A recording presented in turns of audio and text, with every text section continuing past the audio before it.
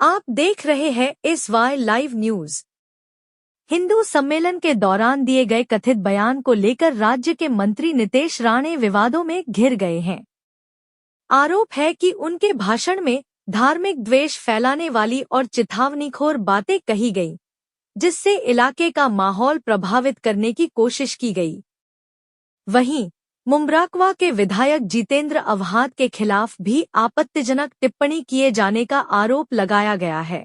इस पूरे मामले को लेकर राष्ट्रवादी कांग्रेस शरद पवार समूह के ठाणे जिला अध्यक्ष मनोज प्रधान ने नौपाड़ा पुलिस थाने में पत्र देकर औपचारिक शिकायत दर्ज कराई है और मंत्री के खिलाफ मामला दर्ज करने की मांग की। ठाणे से यूसुफ पुरी की रिपोर्ट।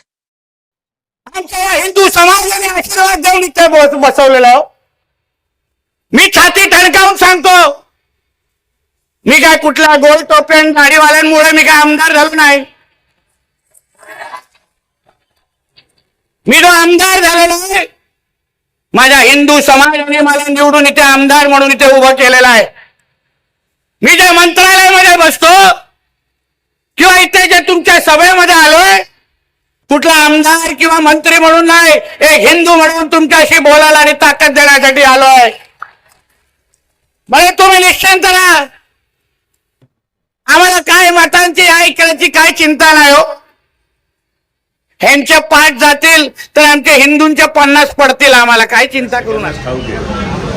नितेश राणे भाषणात काही तथ्य नसलेलं आणि एका समाजाच्या विरोधात वारंवार बोलत असतात आणि त्यांचा प्रयत्न असाच असतो की 2 समाजांमध्ये तेढ निर्माण व्हावी, भांडणं व्हावी आणि ज्याचा फायदा एका पक्षाला व्हावा। आता 4 तारखेला ते कौसा या ठिकाणी आले, त्यांचं भाषण म्हणजे शॉकिंग होतं। ते एक मंत्री आहेत, मंत्रिपदाची शपथ घेताना त्यांनी सर्व धर्म समभाव हा पण त्यातला एक भाग होता। त्यांनी जे त्या ठिकाणी केलं ते एक तर हिंदू मुस्लिमांमध्ये द्वेष कसा होईल, की मद्रासांमध्ये डॉक्टर इंजिनियर नाही तर अतिरेकी कसे घडवतात, अशा पद्धतीचं त्यांनी वक्तव्य केलं। त्यांनी जितेंद्र आव्हाड साहेब आमचे जे नेते आहेत त्यांच्यावर वक्तव्य केलं। आपल्या माध्यमात